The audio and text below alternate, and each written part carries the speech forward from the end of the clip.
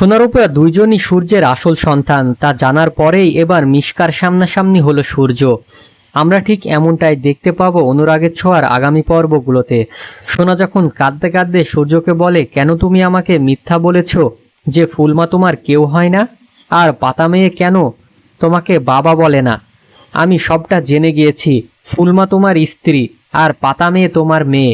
তাহলে কেন তুমি বারবার ফুলমাকে অপমান করো আর এই বাড়ি থেকে তাড়িয়ে দাও? তাই আমি কোনোদিন তোমার সাথে কথা বলবো না। সূর্য তখন সোনাকে বলে, তুমি ভুল ভাবছো মা, রূপার বাবা আমি না, রূপার বাবা অন্য কেউ। আড়াল থেকে সোনাও সূর্যের কথা শুনে ফেলে রূপা।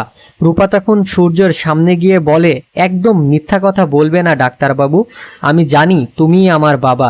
সূর্য তখন রূপাকে বলে, তোমার বাবা আমি না, তোমার বাবায়ের নাম কবির। সূর্যের মুখে একথা শুনে দীপা ভীষণ রেগে যায়। দীপা সূর্যকে বলে, আপনি আমাকে অনেক অপমান করেছেন, কিন্তু আর নয়।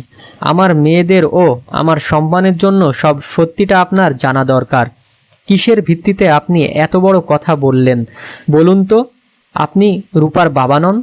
সূর্য তখন দীপাকে বলে, আমি কখনো বাবা হতে পারবো না, তা তুমি ভালো করে জানো। দীপা বলে, কে বলেছে আপনি বাবা হতে পারবেন না? আপনার বন্ধু মিশকা? আমি বলছি আপনি বাবা হতে সক্ষম, আর সোনারূপা আপনারই মেয়ে। যদি আমার কথা বিশ্বাস না হয় তাহলে আর একবার আমার সাথে গিয়ে টেস্ট করুন। দীপার কথা মতো জেদে পড়ে সূর্য আবারও টেস্ট করায়, আর রিপোর্টে পজিটিভ আসে। সূর্য বাবা হতে পারবে তা জানতে পেরে রিপোর্ট নিয়ে হাজির হয় মিশকার বাড়িতে, আর মিশকাকে উচিত জবাব দিয়ে জানতে চাই কেন সে তাকে ভুল রিপোর্ট দিয়েছিল, কেন সূর্যকে এতদিন ভুল বুঝিয়েছিল।